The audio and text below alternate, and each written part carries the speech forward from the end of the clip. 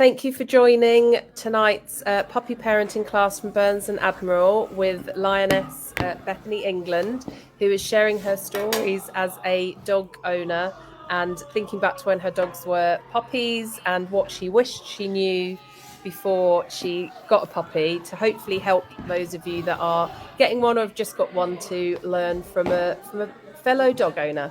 So thank you for joining us today. My dogs have decided to start playing, so sorry if you can hear that in the background, so I might mute myself in between. If anyone has any questions, please do just pop them in the comments and we'll ask them as and when we can, or save them till the end. So first up, I think it would be great to talk about Buddy's obviously your eldest dog. Just thinking back to when you first brought him home, what did you prepare before you got him, and what did you do to sort of settle him in? Yeah, so I've had Buddy. He's about 4.5 years old now, just over four, sorry. And I've grown up with dogs most of my life, so I've kind of got used to knowing what it's like having a dog in and around. But it's my parents that have had the dog, so they've had to deal with most of the stuff. And Buddy was my first dog to be officially mine. And as always, he panicked by everything. He ended up spending an absolute fortune on getting a million toys in. We've got this comfiest dog bed, so you name it, I probably bought it. Puppy proof the flat as much as I thought possible. All the way down to the puppy training pads, mats everywhere. You name it, I'd got it. And I think it was safe to say that he was a really good puppy to bring in and be used to being in and around away from his mum. But one of the biggest things that I got, which helped me massively, which has helped also for our second dog, was getting a crate. And we were very strong in the sense that we knew we were going to crate train him, because I wanted to make sure that, obviously, not being around dogs before, I know dogs can chew things and don't want everything destroying, but also to protect them and to give them a little place that they know that is their safe space, or a timeout if needed. Um, but also, very key that we didn't want to ever use the crate as a punishment for him. We wanted to make sure that he trusted being there, that it was a safe space for him. So, as always, on a night time, he would go in his crate, be nice and tucked away. And he was very good at alerting us on an evening, or through the night, should I say, when he needed the toilet. He would always tap on his crate door, which would alert me to let him go out for a wee. I think we were really lucky in that sense that he didn't just randomly pee everywhere, which he did at the start, which hence needing the puppy pads. But once he got into a bit of a routine and he'd been with us, he got to the habit of doing that and alerting us. So I feel like the crate was the biggest lesson we got to help him being used to being in that space. And also, when I left the house, he knew that that was his time and place to rest and not just run around like crazy and probably destroy a million other things. So for us, I would say that is the best thing we got to start bringing him home. But as I say, we also filled the house with lots of toys for him. And one thing we did actually use, which I found out from a friend, was we got it was like a teddy bear that was like a hot water bottle, but you could heat it up in the microwave. And they say if you put that in the beds with them, it makes them feel like they're still with their brothers and sisters or with their mum, that warm, like snuggling up effect, which I think helped calm him down a lot, so that through the night he wasn't crying for his mum or his brothers and sisters, that he seemed quite calm and content, which helped me get more sleep through the night. So that was a really good start. That's some good tips. We've had a question already that I think might be good to answer now. Alison would like to know, how did you decide what breed of dog to get, and do you have any tips to pick the right dog for your lifestyle? Yeah, so funnily enough, I always had my heart set on a Labrador. I've had my first dog was, he was what we call a mongrel, where he was just a mixed breed of everything. He had lab, terrier, staffy, had all kinds of mixtures inside him. And then my second family dog was a black lab crossed with spaniel. So I'd kind of been in around the lab type dogs, and for all my life I thought I was going to get my own lab. And then playing football, I met someone on my team called Maria. Oh, she had a working golden retriever. He's Norwegian, but as soon as I saw this dog and his coat and the way I was like, that is the dog that I want. And she helped me go on to and join a golden retriever Facebook page. which I found very useful because before I knew that was the type of dog I wanted. I knew I'm a very energetic person. I live quite a energetic lifestyle, so I knew having a very energetic dog would suit me because I don't really want to just plod around. I like walking at a fast pace or going out and run. So for me, it helped me knowing that I'd have a dog that would want to engage in a lot of exercise and activity. But the Facebook page was really helpful because I was able to put on the group, this is the type of dog that I'm looking for. Is anyone got any litters coming up? Or am I able to, is there anyone that can give me more information, etc., on this breed of dog? And in the comments, got loads of different people that had commented saying, I breed golden retrievers, etc. And this one particular breeder stood out to me a bit more. She gave me much more in-depth detail. She private messaged me on Facebook, which gave me a bit more comfort rather than being, oh, just buy my dog. She basically said, I have a litter coming up in I think I ended up waiting around 8 or 9 months to get him.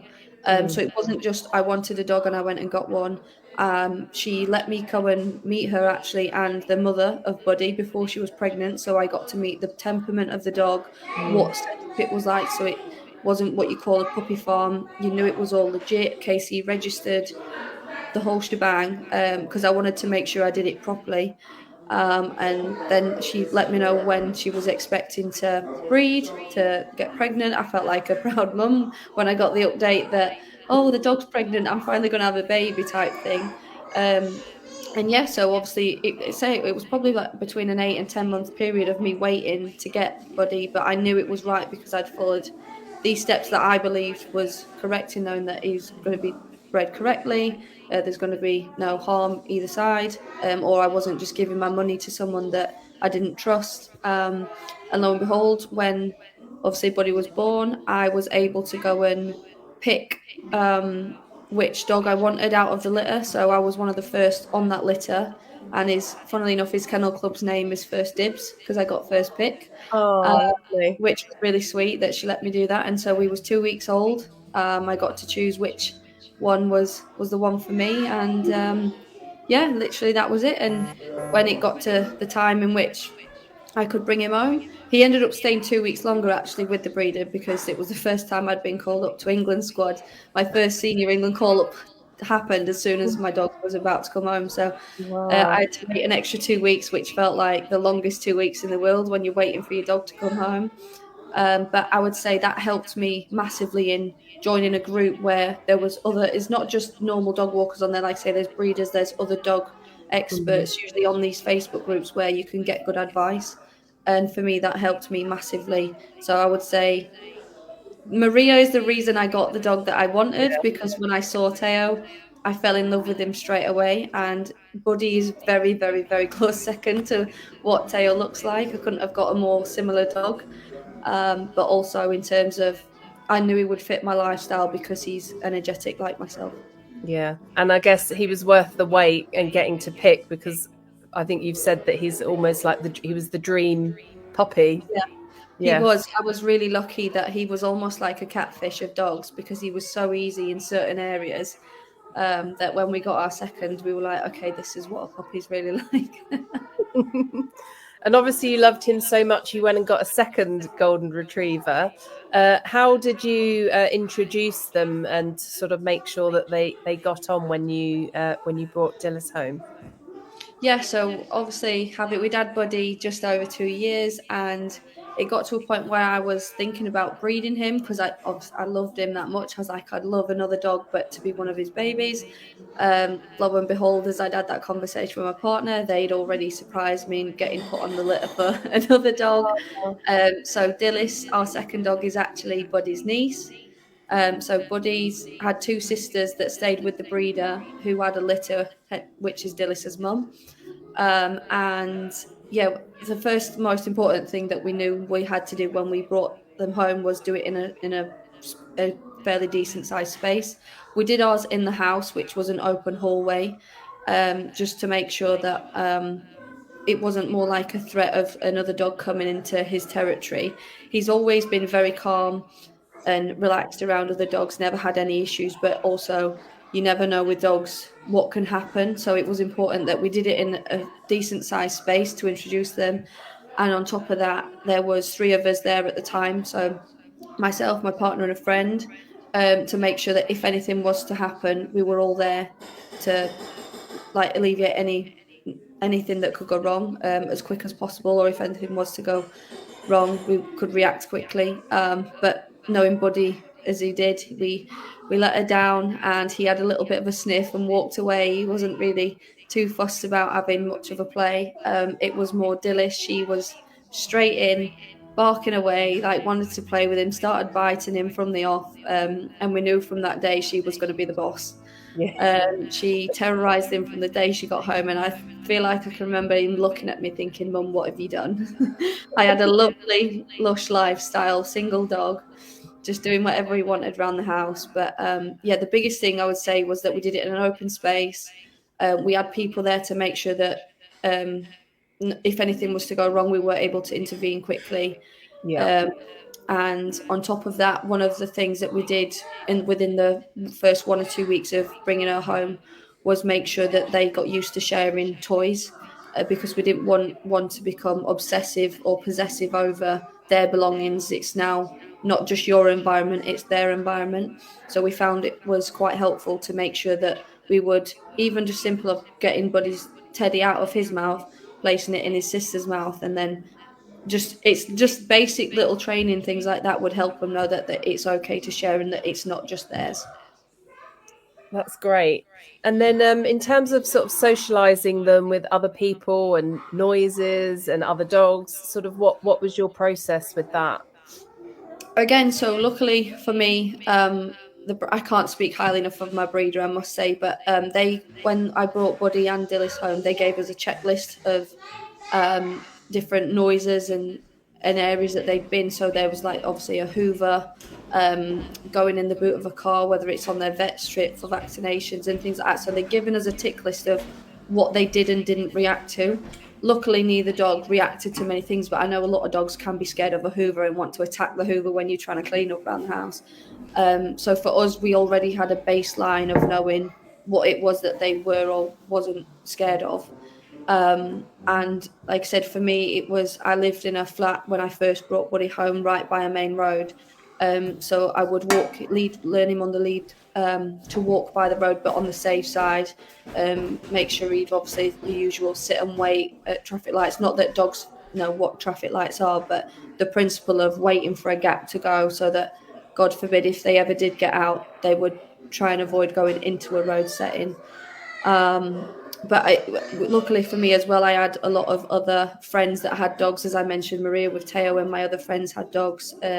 So we were able to socialise Buddy quickly in and around other dogs, to get used to playing with other dogs. And quickly we learnt that he was quite a playful dog. He wasn't one of those antisocial ones. But even if he was, we'd allow him to have his own space. I would never put him in a situation where he felt uncomfortable. And then I would say one of the biggest things that have helped us in his socialization from an early age was using what we call, well, I'm in London, we call it a dog buddy. So to make sure that when, obviously I go away on football trips sometimes, so I can't always be with him at every point of the day. And this was before I'd moved in with my partner, so it was me and him predominantly. He would go and spend the afternoon at Dog Buddy, where he would get collected, taken in a van, and go and play with other dogs for the day, and then he'd get returned home. And it got him used to not only traveling in a car with other dogs and lots of noises. It would also mean he would have to play with other dogs that he wouldn't necessarily know all the time, because every day he went, there would be different dogs there. It wasn't necessarily always the same dogs. However, the first few times I did send him, he went to Dog Buddy with a dog that is my friend and their dog, so that he did actually go with someone he knows. It's Mm. almost like sending your kids to school with a sibling. Like you can hold your hand as they go. But yeah, I think that was really important, that he felt safe with another dog. And then it got to where he was old enough that he could go by himself and know that it's okay to leave his mum and not cry and be distressed, and still know that he's coming home to me. So I think that was a really important thing that we've instilled in him from a young age, that it's okay that I'm not there, but there's other people around you that you can trust and feel safe with. Yeah, that's good. So important to ensure that you can still have a social life or with work and not feel Yeah, bad that your dog's at home and anxious that you're not there. yeah. Um, what about anything unexpected, like any hazards that you didn't expect would be a hazard for Buddy in your house? Yeah, so the biggest hazard we found out in my house was socks. He had a thing for getting in our wash basket and taking the socks out, and we've had instances where we've realised there's socks missing, but thought he'd just maybe destroyed it. It turns out he'd actually swallowed it, and as funny as it sounds, and it's come out whole the other end as well when cleaning up his business. That was a bit of a worry for us because you wouldn't think that just a random sock could cause damage, but we're lucky that and very fortunate that it didn't get tangled up any of the string off the sock and get caught in his intestines or even choke on it. It's not exactly a wet material; it's quite thick cotton sock, so that was probably the biggest hazard we had in terms of the house. So we had to make sure that firstly our wash baskets were tall enough and a lid shut to get away, but also out of the way of him because the last thing we'd want is say if God forbid, even if we'd fallen asleep or something and having a nap, he's gone in the bedroom and got the wash basket and started choking on a sock. So for us, Mm, it's kind of we're always on alert now. Of even now, this was when he was younger. Even still, we do our best to keep things such as like clothing items and especially socks and underwear out the way because they seem to have a thing for that. Which I wouldn't have expected to be the biggest worry for us. But you never know what can be a hazard, and clearly my dog had a thing for socks. yeah. What about anything that they're scared of that that you maybe had to get them used to or Yeah, so one instance that I found really difficult when we'd got Dillis was I was first doing off lead training with her. It was her first time. And stupidly, from myself, I've always walked in woodlands in the area in which we live. And Buddy knows the woods well, I know the woods well, but this was Dillis's first time. And so I'd taken her there, and Buddy's fine. He's trotting along as he does, and I'm trying to teach Dillis recall, and it was quite a narrow path in which I was on the woods, and without knowing or having time to look up, a horse had come by very quickly and startled both, obviously, Dillis and myself. Buddy had seen horses before. He's never batted an eyelid at them, was never bothered by them, would just continue about his daily life. However, this particular day, Dillis obviously had never seen a horse before. It was just a huge, big animal running towards her, scared her, and she set off running towards the horse. There's no fear in this girl for God knows reason, but she just set off running to this horse, barking. And as you know, if anyone has been in and around horses, obviously they kick up quite high with their legs. There was a rider on the back, and it was very distressing, probably especially for myself, for the dogs, and the horse and the rider. And the last thing I would have wanted was to have caused an accident because my dog wasn't under control. So that was a very difficult time where Dillis is barking at this horse, and because she's barking at the horse, Buddy, being triple her size and a much deeper bark, has wanted to protect her. So he's Mhm. then gone, even though he's never bothered at a horse in his life, he's now protecting his little sister, and he started barking at the horse. So there was a lot of obviously panic and screaming, shouting going on at the time. Thankfully, I'd managed to get hold of both Buddy and Dillis. His recall was thankfully really good at this point, so he did eventually come back, and I'd managed to grab her. And I just remember trembling, like shaking at the thought of this horse that's kicked up, nearly stamped on her, and could have obviously severely hurt her or even worse, killed her. But not only that, I had fear that there was a lady on the back of the horse, the rider. She could have got flung off and got Mm, hurt. We've all read about it before in the news that these accidents happen, and I'd have felt horrific if I would have been the cause of that. But that's just basically from me not checking my surroundings quick enough, or not even necessarily quick enough, but being probably doing it in a more bigger open space where there's not a narrow path. So mm. even to this day now, I always make sure that I'm on alert where I am. They are much since then. She's gotten much better with horses. I'll always make them sit and wait and watch the horse go past. And yeah, that's to this day, like I say, it still makes me nervous when I see horses because of that, and I know the damage which it can do to probably both my dog or them and the rider. So I would say when you're doing your training or whatever, I'd say I would have should have taken her on a lead and been around horses more, knowing that horses ride through the woodlands. And I Mm. would say the biggest lesson I learned in that is that not all dogs are the same. Not every dog has the same personality. Just because Buddy doesn't react to horses doesn't mean that Dillis wouldn't have. And I unfortunately learned that the hard way. Yeah, at least nothing happened. But as you say, it's one of those things you kind of don't realize until you're in that situation, aren't you? So it's thank you for sharing that story. Um, and then you mentioned to me just before we started this, I'd love you to go into detail about umbrellas as well. You said, Yeah, so really randomly, well, I say randomly, we were out on a walk, and it was hammering down with rain. Usually, I don't take an umbrella; just whack a coat on, hood up, just get on with it.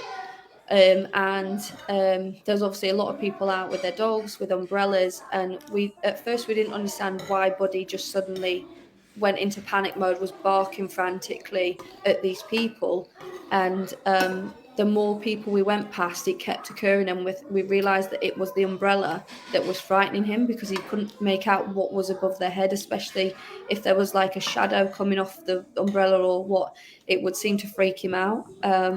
So as much as it is bad luck, as the fairy tales say, we did have to start walking around the house with umbrellas and leaving them in and around the house. So we would like walk up to them, sniff them, know that they're not a threat, or us walking with them in the garden and stuff, just so it got him used to being around them. Because like as I say, I'd not really used them much.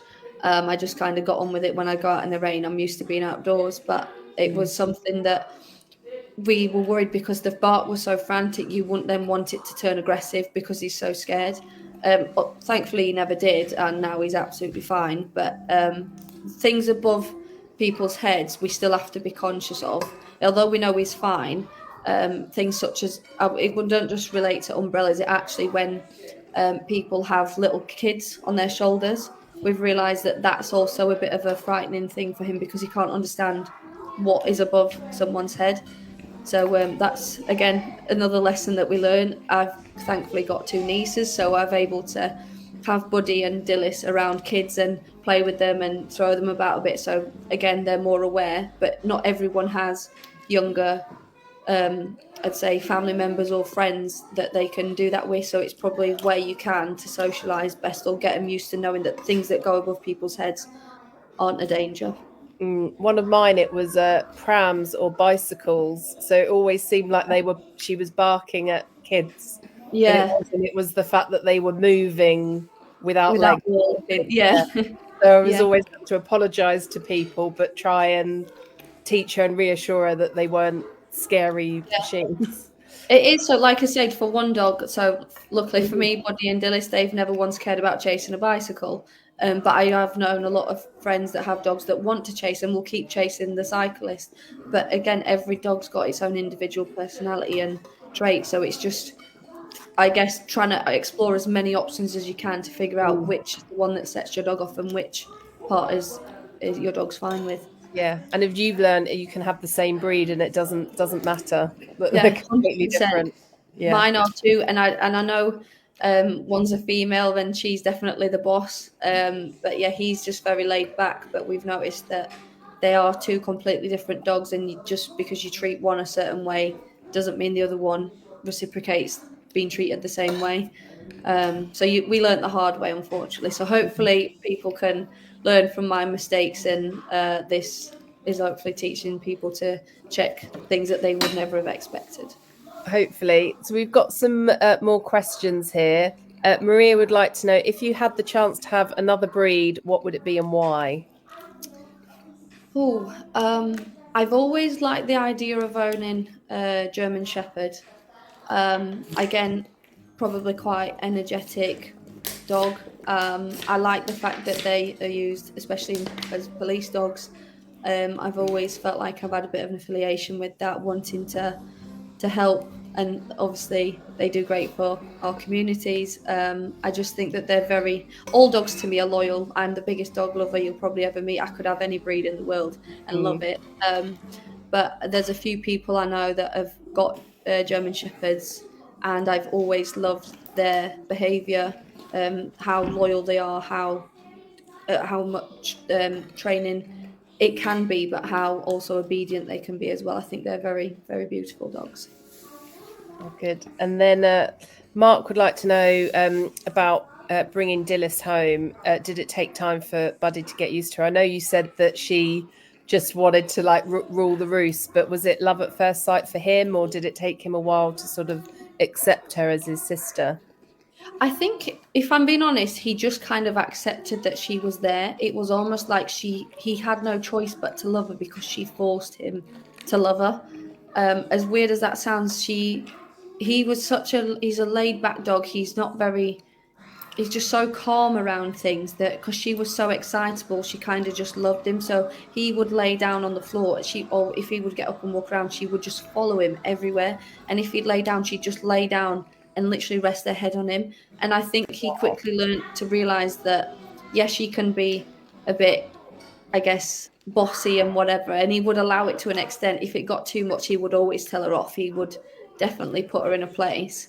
And then in 5 seconds, she'd probably forget again. But I would say it wasn't love at first sight, but very quickly he learned he was her, her protector almost, and that he just accepted that she would lay and cuddle with him. And we've literally had no issues with them. But I think that does come from him being around other dogs as well, that he's just so calm and he just accepted her in his environment. Ah. Lewis wants to know, when are you getting a third? Lewis, I will not be getting a third dog as I don't have the time, the money.